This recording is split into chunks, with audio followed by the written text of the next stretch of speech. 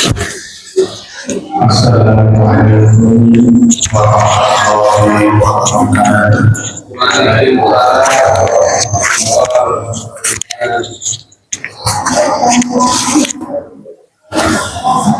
Innal hamdalillah nahmaduhu wa nasta'inuhu wa nastaghfiruh wa na'udzu billahi min shururi anfusina wa min sayyiati a'malina. May yahdihillahu fala mudilla lahu wa may yudlil fala hadiya lahu. Wa asyhadu an la ilaha illallah wahdahu la syarika lahu wa asyhadu anna Muhammadan abduhu wa rasuluh. Allahumma salli wa sallim ala nabiyyina Muhammad sallallahu alaihi wasallam. Ya ayyuhalladzina amanu taqullaha haqqa tuqatih wa la tamutunna illa wa antum muslimun. Amma ba'du.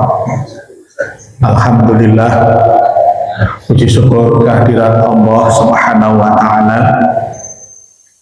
Pada malam hari ini kita bersama-sama bisa hadir di tempat yang insya Allah dimuliakan oleh Allah Subhanahu wa taala. Mudah-mudahan apa yang kita lakukan pada malam hari ini mendapatkan ridho dari Allah Subhanahu wa taala. Bapak-bapak dan ibu-ibu hadirin yang saya hormati, alhamdulillah kita patut bersyukur kepada Allah Subhanahu wa taala sampai dengan malam hari ini kita masih diberikan kesempatan oleh Allah Subhanahu wa taala untuk menambah bekal amal kebaikan. Karena kesempatan seperti ini yang ditunggu-tunggu oleh saudara-saudara kita, ditunggu-tunggu oleh orang-orang yang sudah lebih dahulu meninggalkan kita, itu masih kepengen hidup lagi untuk melakukan kebaikan. Nah, sementara kita yang sekarang masih diberikan hidup, nah ini patut bersyukur. Karena kalau kita mau merenung ya bapak-bapak dan ibu, kita hidup ini sebetulnya di luar kendali kita. Kita itu nggak bisa mengendalikan hidup kita sebetulnya. Ya kalau bapak ibu punya motor, bapak ibu punya mobil, mati dan hidupnya motor atau mobil tergantung dari bapak atau ibu. Kalau pengen hidup dinyalakan, di starter keren hidup. Pengen mati tinggal dimatikan, keluar mati. Betul ya? Tapi hidup kita nggak begitu. Coba kita merenung. Kita ini hidup, tahu-tahu hidup gitu saja. Coba misalnya tadi malam kita tidur gitu. Bangun itu ya bangun kita tahu hidup gitu. Kan nggak ada yang mau hidup tuh telinganya hidup gitu kan nggak. Tahu-tahu hidup sendiri gitu. Ya nggak ada kan. Bahkan orang yang tidur sampai dibangun-bangunin itu kadang nggak bangun-bangun ada. Sampai ditempiang nggak bangun juga. Jadi ini sebuah hal yang patut kita renungkan bersama, bahwa kita hidup itu di luar kendali. Kita nggak bisa, oh saya pengen hidup, pengen sih boleh, tapi belum tentu bisa gitu. Betul ya? Belum tentu bisa. Kita hidup itu sebetulnya dikasih oleh Allah. Kita diberikan hidup oleh Allah, ya tahu hidup. Ya kalau masalah kepengen bisa, saya pengen hidup lagi, besok pengen hidup, besok pengen sampai nanti umurnya berapa, bisa. Keinginan sih boleh, tapi kenyataan belum tentu, tergantung apa yang ditakdirkan oleh Allah Subhanahu wa taala. Nah, karena seperti itu, maka kita harus betul-betul bisa memahami dan mengerti sebetulnya kalau saya hidup tidak bisa saya kendalikan, berarti sebaliknya mati pun tidak bisa saya kendalikan. Ada orang yang pengen mati, tidak mati-mati ada. Enggak mati-mati ada, pengen mati tapi enggak mati-mati ada. Udah sakit parah tapi belum mati-mati juga ada. Tahu-tahu yang saya tahu besoknya mati. Ya. Nah, tidak ada apa-apa. Ya, kalau Anda lihat beberapa hari yang lalu ada kecelakaan kereta api, gerbong yang paling belakang disutup dari belakang ya. Gerbong paling belakang itu khusus para wanita memang, sama gerbong yang paling depan itu memang khusus. Saya pernah beberapa waktu yang lalu pulang ke Semarang, coba naik kereta komuter lain dari sini, pengen nyoba ya. Karena saya nggak tahu kan, saya perhatikan loh, gerbong paling belakang sama depan kok sepi gitu. Saya nyari barisan yang paling belakang. Begitu masuk belakang ditegur sama ibu-ibu, "Pak, ini bukan perempuan, laki-laki di depan." "Oh gitu ya." Saya baru tahu kan, pindah ke depan. Depan itu wah antri penuh ya, nggak dapat tempat duduk. Tapi ternyata yang belakang kemarin ditakdirkan terjadi kecelakaan. Apakah yang ditabrak itu tahu bahwa nanti akan meninggal? Ya, nggak ada yang tahu. Masinis yang nabrak pun nggak tahu bahwa dia bakal nabrak, itu nggak tahu. Nggak tahu. Yang di stasiun yang ngatur itu juga nggak tahu kalau nanti sebentar lagi akan tabrakan, itu nggak tahu. Semua adalah hal yang dirahasiakan oleh Allah Subhanahu wa Ta'ala. Nah, oleh karena itu, mari kita pergunakan kesempatan yang Allah berikan ini dengan sebaik-baiknya. Ya. Jangan disia-siakan. Karena waktu kalau sudah lewat tidak akan pernah kembali. Ya, ini tidak akan pernah kembali. Seperti kalau Bapak Ibu pernah ke pegunungan, ada air yang ngalir di sungai yang airnya jernih itu, Ibu pegang air itu, nanti air masih banyak. Beberapa menit lagi pegang air lagi, bisa. Tapi air yang Ibu pegang tadi dengan yang sekarang Anda pegang itu airnya sudah beda. Bukan air yang sama. Sudah beda. Hari ini, hari Ahad, tanggal berapa sekarang? 17. Nah, 17 Mei. Tanggal 20 cepat banget ini. 30 apa? Dzulqa'dah ya. Ini tidak akan ada lagi. Pak, tahun depan kan ada lagi tanggal 17 Mei, tanggal 30 Dzulqa'dah ya, tapi tahunnya sudah beda. Tidak akan pernah kembali. Makanya manfaatkan waktu ini dengan sebaik-baiknya. Ingat, manfaatkan waktu dengan sebaik-baiknya. Karena waktu yang Allah berikan akan dimintai pertanggungjawaban nanti di akhirat. Ya, yang seperti pernah kita bahas di pertemuan yang lalu. Nah, sekarang saya akan bacakan sebuah hadis. Sebuah ayat Quran dulu. Sebuah firman Allah di dalam Al-Quran surat At-Taubah. Agar kita bisa memanfaatkan kondisi saat ini dengan sebaik-baiknya. Karena sekali lagi, perbuatan kita hari ini itu yang akan dibalas oleh Allah Subhanahu wa Ta'ala. Ya. Perbuatan yang kita lakukan di dunia ini itu yang akan dibalas oleh Allah Subhanahu wa Ta'ala. Kalau perbuatannya baik, kita dapat balasan baik. Kalau perbuatannya tidak baik, kita akan mendapatkan balasan tidak baik. Di dalam Al-Quran surat At-Taubah ayat 36, Allah Subhanahu wa Ta'ala berfirman, A'udzu billahi minasyaitonir rajim. Inna iddatash syuhuri 'indallahi 12 syahran fi kitabillah. Asyara syahran fi kitabillah yawma khalaqas samawati wal ardh. Khalaqas samawati wal arda minha arba'atun hurum. Dzalika dinul qayyim. Fala tadlimu fihinna anfusakum wa qatilul musyrikina kaffatan kama yuqatilunakum kaffah wa'lamu annallaha ma'al muttaqin. Sesungguhnya bilangan bulan pada sisi Allah adalah 12 bulan. Dalam ketetapan Allah di waktu Allah menciptakan langit dan bumi. Di antaranya ada 4 bulan haram. Itulah ketetapan agama yang lurus. Maka janganlah kalian menganiaya diri kalian dalam bulan yang 4 itu.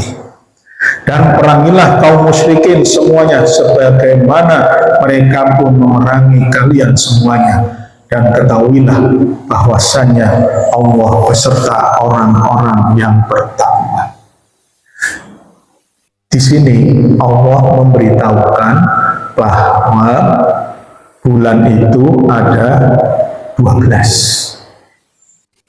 Ada berapa? 12. Mulai dari apa? 12 Muharram. Kalau Masehi kan Januari. Kalau kalender Hijriah Muharram. Habis Muharram Safar. Terus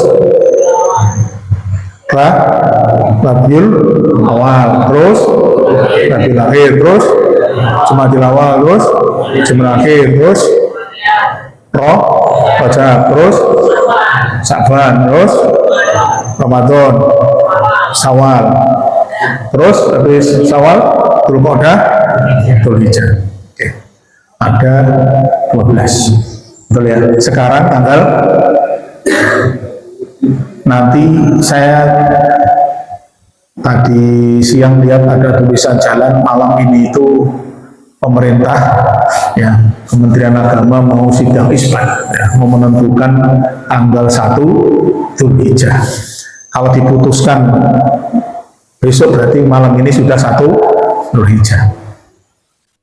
Dilihat bulan pakai teropong, dan pakai teropong. Kita kalau nggak punya teropong nggak usah ikut-ikutan, percaya saja. Jangan pakai peralon ya perlu. Lihat pakai peralon.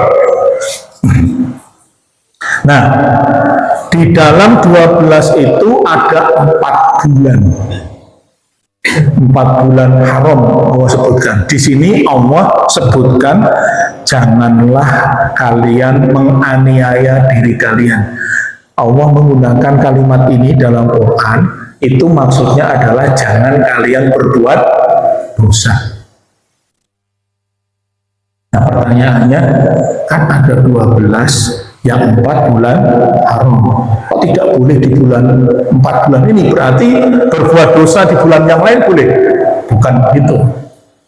Jadi maksudnya adalah Allah mengingatkan kalau kita berbuat dosa di 4 bulan ini, dosanya lebih besar dibandingkan melakukannya di 8 bulan yang bukan bulan haram. Kalau Bapak Ibu pergi ke Mekah, di sana ada namanya tanah haram. Itu ada perbatasannya. Udah kayak Gapura itu, tanah haram. Kalau kita masuk ke tanah haram itu, maka berlaku larangan-larangan di tanah haram. Konsekuensinya ada. Tapi begitu keluar dari situ, maka itu kategorinya walaupun masuk kota Mekah, tapi bukan tanah haram, ada batasnya, ya, ada perbatasannya. Nah, di bulan haram itu ada 4. Nabi sebutkan 3 berurutan, yang 1 agak jauh dari 3 ini. 4 ini apa saja? 1 Dzulqa'dah, terus Dzulhijjah, terus Muharram, 1 lagi Rajab. 4 ini. Kemarin Dzulqa'dah sudah. Ya, sudah kan? Kamu habis nih.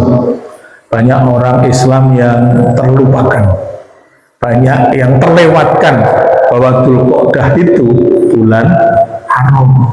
Berbuat baik pahalanya lebih besar, berbuat maksiat dosanya lebih besar. Nah, ada satu hadis lagi ya yang khusus Nabi jelaskan terkait dengan salah satu bulan haram, yaitu bulan Dzulhijjah.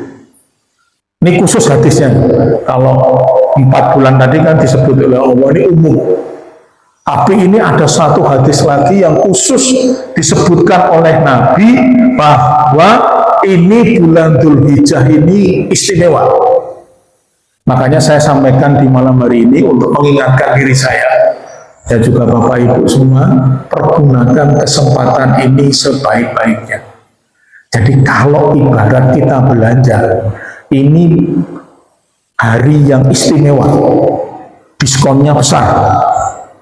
Ya, jam sekian, nah, misalnya gitu kan ada kan kalau belanja gitu ya, harga biasanya 100.000, cuman beli cukup 10.000, nah, cukup 15.000, karena ada begitu, betul ya? Nah, kalau bicara masalah dunia nih, kita ini sudah paham, nggak usah diajari, nggak usah diingatkan, paham. Oh ya, besok jam 12 nih ada jual di salah satu media online nih, harganya cuma Rp1, ada yang begitu. Saya pernah tahu, pernah bacanya. Tapi orang udah siap-siap. Teman-teman saya itu siap-siap. Jam ini siap-siap, terus buka, beli, harganya murah memang. Saat itu, cepet-cepetan, rebutan. Nah, ini di bulan Dzulhijjah ini Nabi jelaskan. Hadis ini diriwayatkan oleh Imam Bukhari. Ya, hadis ini sahih. Dari Ibnu Abbas radhiyallahu anhuma bahwa Nabi SAW bersabda, "Ma min ayyamil amalu sholih fiha ahabbu ilallahi min hadhil ayyam, yakni ayyamal ashr." Qalu ya Rasulullah, walal jihadu fi sabilillah. Qala walal jihadu fi sabilillah illa rajulun kharaja bi nafsihi wa malihi falam yaji min dzalika bi syai'. Tidak ada hari di mana amal soleh saat itu lebih dicintai Allah Subhanahu wa ta'ala daripada hari-hari ini, yaitu 10 hari dari bulan Dzulhijjah. Para sahabat bertanya, ya Rasulullah, tidak juga jihad fi sabilillah? Beliau sallallahu alaihi wasallam menjawab, tidak juga jihad fi sabilillah, kecuali orang yang keluar berjihad dengan jiwa dan hartanya lalu tidak kembali dengan membawa apapun. Hadis riwayat Bukhari. Mari perhatikan Bapak Ibu. Di dalam hadis ini Rasulullah SAW menjelaskan bahwa 10 hari bulan Dzulhijjah itu tidak ada amal soleh yang bisa mengalahkan pahalanya, karena itu lebih dicintai oleh Allah Subhanahu wa ta'ala. Karena para sahabat penasaran bertanya, termasuk jihad ya Rasulullah? Ya, kecuali orang yang berjihad, dia berangkat bawa harta, bawa jiwanya, ternyata tidak balik, hartanya tidak kembali, orangnya juga tidak kembali, berarti meninggal. Nah, kalau itu amalnya sudah jelas gede banget. Tapi amal yang lain itu tidak ada yang bisa mengalahkan. Termasuk orang yang jihad, perang, tapi dia balik, masih hidup, itu pahalanya masih kalah dengan 10 pertama bulan Dzulhijjah. Nah, besok ini sudah mulai. Makanya ini penting ya. Kalau kita ingin orientasinya ke akhirat, pergunakan waktu ini dengan sebaik-baiknya. Kemudian pertanyaannya, ada yang bertanya begini, bagaimana dengan 10 hari pertama bulan Dzulhijjah kalau dibandingkan dengan 10 hari terakhir bulan Ramadan? Lebih baik mana? Nah, gitu pertanyaannya. Ada yang mau jawab? Ya. 10 hari terakhir bulan Ramadan itu ada satu kondisi yang istimewa karena ada Lailatul Qadar. Tapi ini ya, kita harus paham Lailatul Qadar itu tidak disebutkan oleh Allah ada di hari keberapa, malam keberapa, tidak. Cuma dikasih tahu 10 hari terakhir, suruh nyari. Bisa saja ketemu, bisa saja tidak. Betul ya? Maksudnya kalau ketemu pasti ketemu, tapi pas saat ketemu itu kita ibadah atau tidak, itu kan tergantung kita. Makanya Nabi supaya tidak kelewat 10 hari terakhir ya ibadah terus supaya dapat kan gitu kan. Ya kalau kita rajin malam 21, 22 itu terus, malam 29 mau pulang mudik pulang, tanya Lailatul Qadar lewat, nggak ketemu, betul ya? Nggak ketemu, lewat. Tapi di sini Dzulhijjah ini tidak disebutkan terjadi di malam apa enggak. Setiap hari tanggal 1 sampai tanggal 10. Lebih gampang sebenarnya. Lebih gampang ini. Nggak perlu cari-cari. Nah, cuman bedanya bagaimana? Nah, para ulama menjelaskan bahwa hari di mana terjadi Lailatul Qadar di malam hari itu adalah malam yang baik. Pahalanya gede. Itu mengalahkan bulan Dzulhijjah di malam harinya kalah, menang Ramadan yang ada Lailatul Qadar di malam hari. Tapi di siang hari 10 hari pertama bulan Dzulhijjah mengalahkan pahala Ramadan di siang hari. Itu penjelasan para ulama demikian. Nah, maka kemudian kita lihat di sini Nabi menjelaskan tidak ada hari di mana amal soleh. Amal soleh itu apa? Nah, atau kita pikirkan dulu. Jadi orang yang mendapatkan istimewa di bulan Dzulhijjah ini orang yang melakukan amal soleh. Bukan amalnya Pak Soleh, bukan amal Pak Soleh ya, itu amalnya Pak Soleh, amal soleh.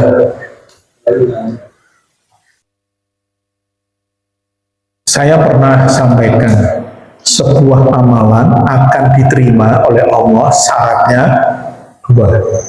Pertama ikhlas, yang kedua ada perintah dari Allah atau dari Rasulullah SAW. Nah, ketika kita melakukan ini, inilah amal soleh.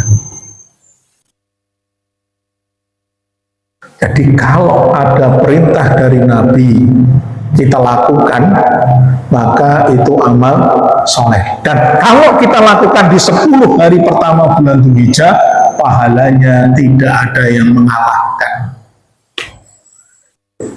Jadi kalau besok ini sudah tanggal 1, maka amal kebaikan kita saat tanggal 1 sampai tanggal 10 itu tidak akan bisa dikalahkan pahalanya dibandingkan dengan amal-amal yang lain. Dan Allah lebih cinta kita beramal di hari itu. Nah, kalau lebih dicintai Allah ini kan, kalau ibarat ini ya, saya selalu mencontohkan kalau di dunia itu, ya kalau kita bekerja di perusahaan, yang punya perusahaan kalau kamu melakukan ini, saya senang sama kamu. Ya udah kita melakukan itu aman di perusahaan sudah. Betul kan? Aman. Mau yang lain kerja. Nah, kalau sekarang kita pengen masuk surga, yang punya surga Allah. Terus kita sudah dicintai sama Allah. Ada nggak masalah kira-kira di akhir? Beres, beres. Urusan beres. Kita ini di dunia sering melihat kejadian loh. Kalau orang kenal sama yang punya, gampang Pak. Gampang. Kita kenal sama yang punya perusahaan, masuk perusahaan itu gampang. Tinggal dia ngomong sama pimpinan, anak itu suruh masuk. Beres, betul kan? Gitu. Ya jangankan kenal sama yang punya lah. Kita punya kenalan pejabat. Ya, di dunia ini punya kenalan pejabat. Urusan bisa beres, betul? Nah, pejabat itu kan yang dekat sama pimpinan tertinggi, betul? Nah, kalau kita dekat sama Nabi Muhammad itu kepercayaannya Allah. Kita dekat sama beliau, beres Pak. Urusan beres. Nanti di akhirat beres. Di dunia itu kan begitu, di akhirat tadi juga begitu. Orang-orang yang masuk surga tanpa hisab itu kan karena memang punya amalan yang luar biasa. Nah, kita cari bagaimana kita bisa melakukan amalan yang luar biasa. Nah, pertanyaannya sekarang, saya harus amal apa Pak? Nah, gitu kan. Amal soleh itu apa saja? Sebetulnya banyak Pak. Banyak.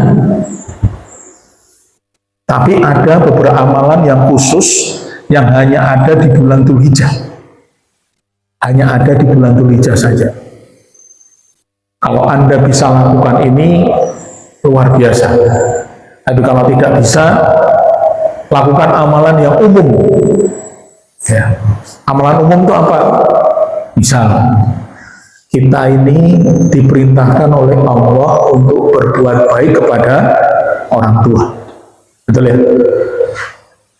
Di Quran disebutkan.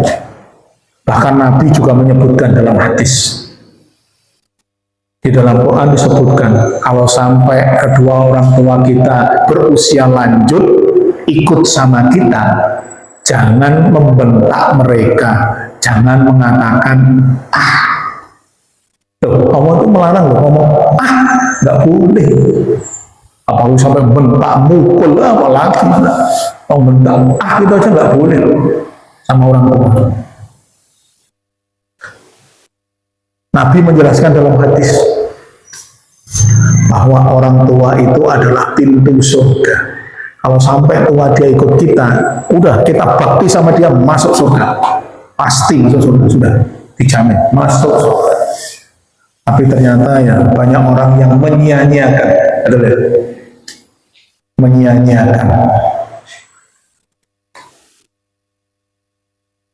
Kalau bagi ibu-ibu disebutkan di dalam hadis, ya, bagi seorang wanita dia melaksanakan sholat 5 waktu, puasa di bulan Ramadan, ya, menjaga kemaluannya dan taat kepada suaminya. Ini hadisnya gitu, taat kepada suaminya, dipersilahkan masuk surga dari pintu mana saja yang dia kehendaki. Luar biasa.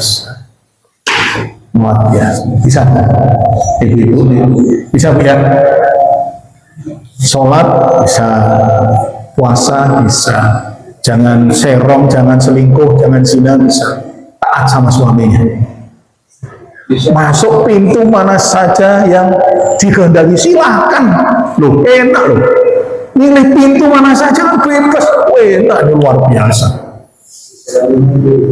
Tapi kalau saya tanya ke ibu-ibu, bukan di sini ya, ibu-ibu di mana saya ngisi pengajian, saya tanya, di antara mengerjakan sholat, berpuasa, menjaga kehormatan, sama taat pada suami, mana yang paling berat? Saya tanya gitu. Jawabannya taat sama suami, katanya begitu. Ini kata ibu-ibu di sono nih. Kalau ibu sini berat katanya taat sama suami. Katanya berat katanya. Saya tanya, kenapa berat? Saya tanya gitu. Kan suami yang milih ibu sendiri, betul kan? Nikahnya kan milih sendiri, bukan digerbek nikah itu kan enggak kan? Milih sendiri. Kenapa susah gitu? Kan orang pilihannya sendiri. Orang yang disenangi, suruh taat sama orang senangi kan gampang. Kalau Anda suruh taat orang yang kalian benci, oh susah. Itu betul. Ini kan orang yang dicintai, kenapa susah gitu? Susahnya di mana gitu? Bahkan ada hadis Nabi yang menyebutkan begini, ketika seorang wanita meninggal duluan ya dibandingkan suaminya, kemudian Nabi menyebutkan ketika suaminya ridho, dia akan masuk surga. Saya baca hadis ini, saya tanya ke ibu-ibu yang di sono, bukan di sini. Bu, kalau ibu meninggal suami ibu ridho nggak kira-kira? Ridho pak, katanya ridho. Ridhonya kenapa? Besok mau nikah lagi katanya begitu. Bukan itu. Ridho itu karena sehari-hari dia ditaati. Oh iya. Jadi istri nggak ada ganjelan apa-apa. Istrinya itu nggak punya salah. Ya kalau pun salah udah dimaafkan. Nah itu.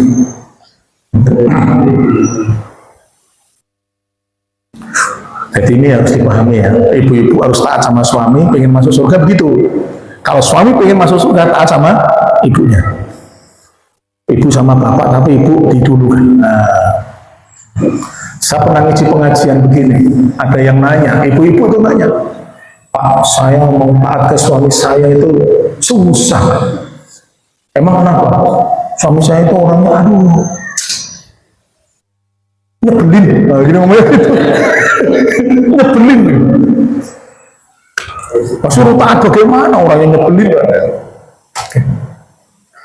Saya tanya, ya, saya sebutkan sebuah hadis. Nabi itu pernah menyebutkan salah beberapa orang wanita yang luar biasa disebut oleh Nabi akan masuk surga. Ini wanita yang disebut masuk surga. Itu adalah disebut oleh Nabi itu Fatimah, anaknya. Kemudian Khadijah. Kemudian disebut itu Maryam, ibunya Nabi Isa. Kemudian satu lagi siapa? Asia, istrinya Fir'aun. Begitu ibu tadi ngomong suaminya nyebelin, saya tanya, suami ibu sama Fir'aun, ya, kenal Fir'aun nggak? Kenal. Ibu lihat Fir'aun, mau nggak jadi istri Fir'aun? Nggak mau. Suami ibu sama Fir'aun nyebelin mana? Saya tanya. Dia jawab sendiri, nyebelin Fir'aun. Nah, berarti istrinya Fir'aun saja masuk surga. Nah kok ibu istrinya, suami ibu yang tidak senyebel Fir'aun itu bisa nggak sanggup? Susahnya apa? Ayo, betul kan? Susahnya apa? Nah bapak-bapak juga begitu. Jangan begitu, istri saya susah pak, dididiknya susah nih. Tenang dulu. Masuk surga itu memang berat.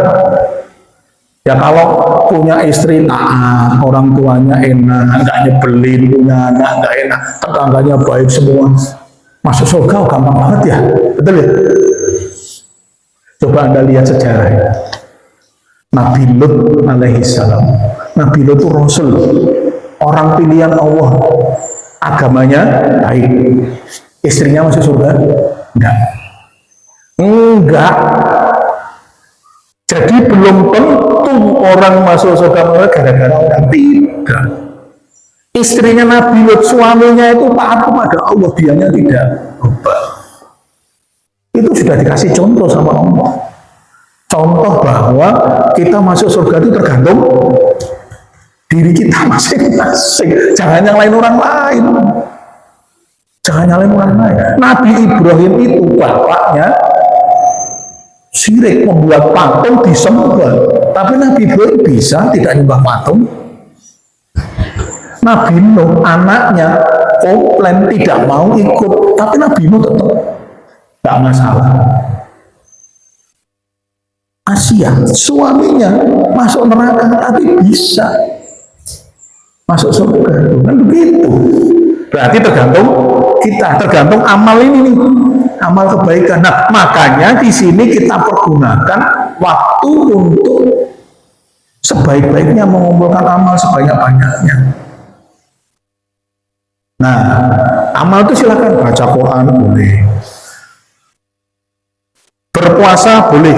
Para ulama menyebutkan walaupun hadis khusus tidak ada. Jadi besok mau puasa sampai tanggal 9 itu boleh. Kalau tanggal 10 haram berpuasa. 10, 11, 12, 13 tidak boleh berpuasa. Tapi kalau mau berpuasa mulai besok tanggal 1 sampai tanggal 9 boleh. Yang lebih khusus kalau tanggal 1 sampai 8 tidak bisa lakukan puasa tanggal 9 yang disebut puasa Arafah. Di mana Nabi itu menyebutkan bahwa siyamu yaumil Arafah ahtasibu alallahi ayyukaffiras sannatal lati qablahu wa sannatal lati ba'dahu. berpuasa pada hari Arafah, melebur dosa setahun sebelum dan sesudahnya. Hadis riwayat Muslim. Kalau puasa Arafah sebelum dan sesudah. Kalau pahala puasa Asyura, Asyura bulan apa? Bulan Muharram, itu pahalanya cuma 1 tahun saja. Cuma 1 tahun saja. Kenapa? Para ulama menjelaskan kenapa puasa di hari Arafah ini pahalanya kok sampai gede, karena dia itu puasa diapit oleh 2 bulan haram. Dia di bulan Dzulhijjah, sebelumnya bulan haram, bulan Dzulqa'dah, sesudahnya bulan haram, bulan Muharram. Makanya pahalanya 2. Sementara bulan Muharram itu cuma sebelumnya bulan haram, betul kan? Dzulhijjah, sesudahnya bukan, betul kan? Nah, di sini ya ada hubungannya dengan tadi Al-Quran yang Allah bilang jangan kalian mendolimi diri kalian, jangan berbuat dosa. Nah, kalaupun sampai ya namanya manusia kelolosan berbuat dosa, insya Allah dengan puasa Arafah itu insya Allah dosanya diampuni oleh Allah SWT. Begitu. Ini kan ada 2 bulan haram nih, sebelum sama sesudah. Jadi nanti diampuni semuanya oleh Allah, insya Allah. Asal jangan dosa yang besar saja, syirik misalnya, wah itu harus tobat, nggak bisa dengan puasa seperti ini. Nah, amalan yang khusus lagi di bulan Dzulhijjah ya, bagi yang bisa itu adalah ibadah haji atau umroh. Haji dan umroh barengan ke sana. Karena kalau pas haji itu ada umrohnya. Ya kalau pas ke sana lakukan. Ya.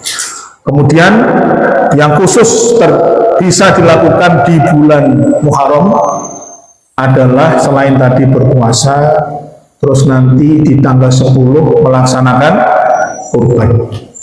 Ya. Jadi bagi bapak-bapak, ibu-ibu yang diberikan kemampuan untuk bisa melaksanakan kurban, lakukan. Kalau mampu, punya duitnya. Kalau nggak punya duit ya punya kambingnya atau punya sapinya, boleh. Kalau tidak bisa haji umroh nggak bisa. Tadi korban kebetulan duitnya juga nggak ada Pak, ya udah puasa tadi. Puasa 9 hari nggak kuat Pak, ya udah tanggal 9. Bisa lakukan takbir. Ya, takbir.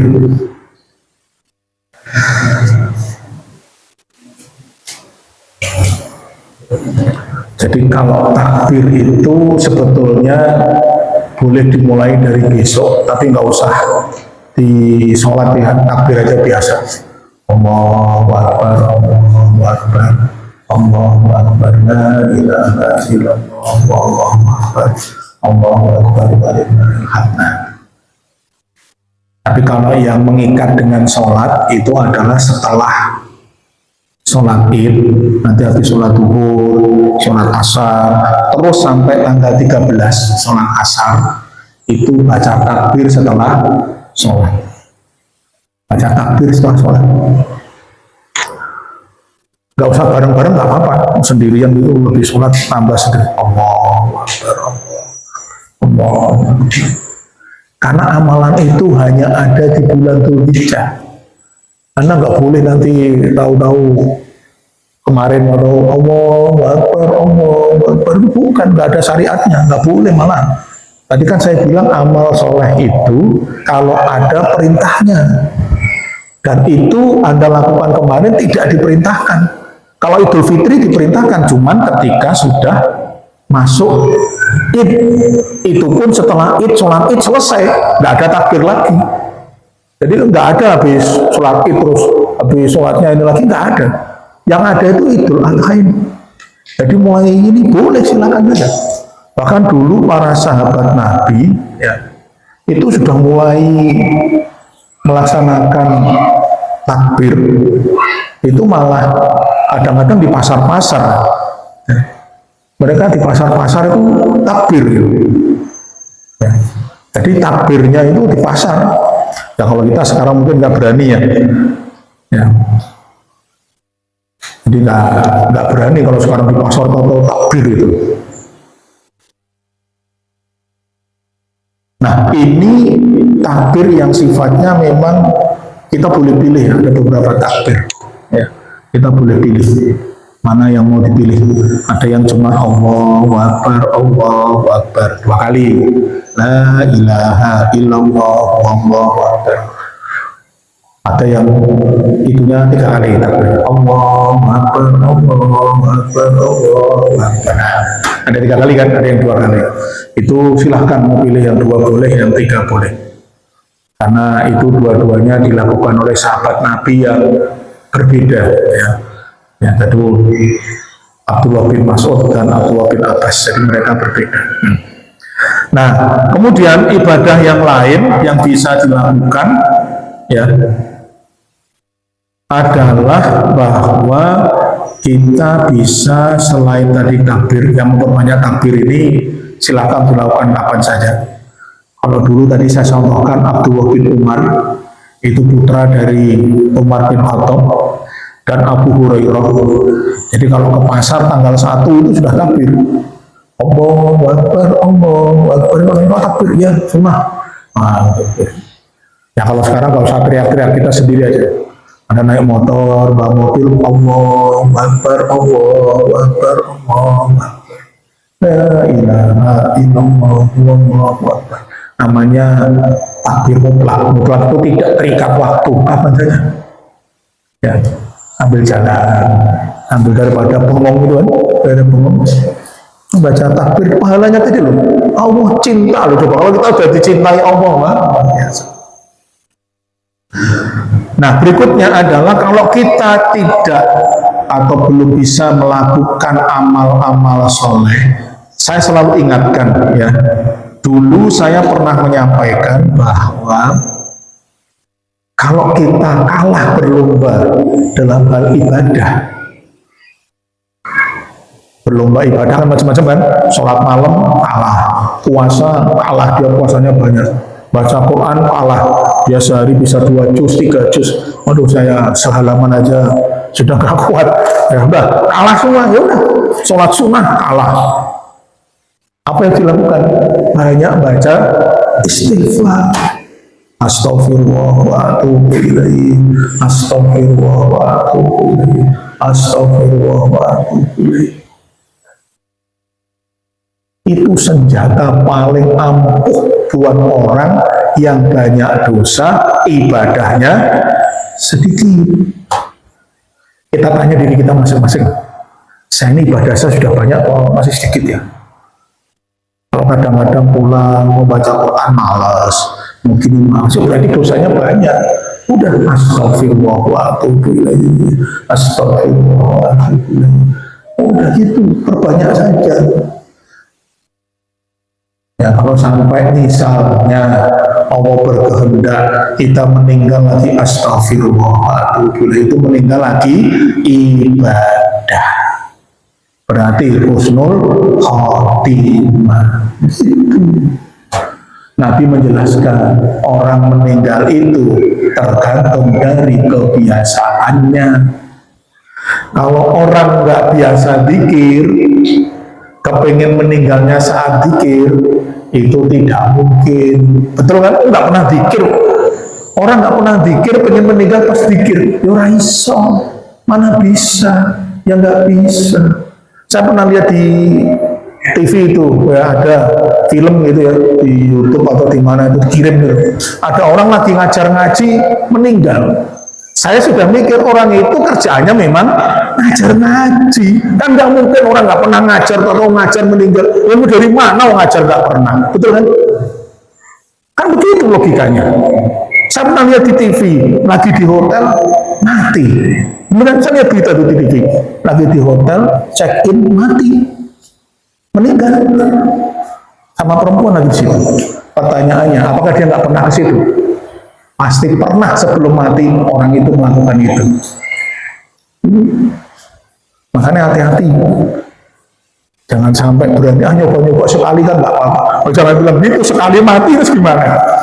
Matinya pasti situ. Bener kan? Kalau Bapak pengen lagi meninggal pas baca Quran, perbanyak baca Quran. Nanti pas baca Quran mati. Insya Allah. Oh, Nabi menyebutkan begitu, tergantung kebiasaannya. Kan kalau mati kan udah ditawari dulu kan. Mau mati jam berapa? Mau boleh? Bentar ya, saya sholat dulu. Enggak ditawari begitu. Tahu-tahu ada naik motor, mati. Tahu lagi duduk, mati. Main futsal, mati. Main voli, mati. Tetangga saya habis bulu tangkis, lomba 17-an tahun. Selesai, pulang sampai rumah tiduran di lantai, mati. Nah, kita kan nggak tahu matinya pas kondisi apa, betul kan? Nah, makanya perbanyak zikir. Zikir yang paling gampang, astagfirullah wa atubu ilaih. Apal kan? Betul kan? Nggak perlu yang susah-susah. Astagfirullah wa atubu ilaih. Astagfirullah wa atubu ilaih. Astagfirullah. Nggak usah dihitung. Astagfirullah wa atubu ilaih. Astagfirullah. Astagfirullah wa atubu ilaih. Astagfirullah. Astagfirullah wa atubu ilaih. Bahkan istighfar itu tidak hanya mengampuni dosa, tapi membuka pintu rezeki, membuat urusan ruwet jadi selesai. Ini ada ceritanya. Dulu ada seorang ulama yang ketika dia ditanya oleh orang, ya kayak di sini misalnya orang kampung nanya, saya ada masalah begini, kena wabah, baca istighfar. Ada lagi datang, saya belum punya anak, dan nikah bertahun-tahun, baca istighfar. Ada lagi, saya ada masalah dengan anak saya, baca istighfar. Si murid nanya sama gurunya, ini kok jawabannya sama? Jawaban gurunya apa? Ini bukan jawaban dariku. Ini adalah firman Allah di dalam Quran surat Nuh. Di mana di situ Allah sebutkan, ketika kalian minta ampun kepada Allah, dibukakan pintu rahmat, dimudahkan kesulitan. Makanya kita kalau muak pikirannya, astagfirullahaladzim, astagfirullah. Itu ya, karena ini sudah waktunya habis, saya cukupkan dulu. Mari ingat ya Bapak-bapak, mulai besok isi sampai 10 hari dengan amal kebaikan. Silahkan, yang mudah buat Bapak Ibu apa lakukan. Saya gampang baca Quran, baca Quran. Saya gampang zikir, gampang sholat sunnah. Saya nggak bisa, nah baca istighfar saja, perbanyak. Karena orang malas ibadah itu karena banyak dosa. Supaya kita bisa mudah beribadah, banyak istighfar minta ampun kepada Allah Subhanahu wa taala. Ya, demikian dari saya, mudah-mudahan bisa diambil manfaatnya. Mohon maaf kalau ada yang kurang berkenan. Subhanallahumma wa bihamdika asyhadu an la ilaha illa anta astaghfiruka wa atubu ilaik. Assalamualaikum warahmatullahi wabarakatuh.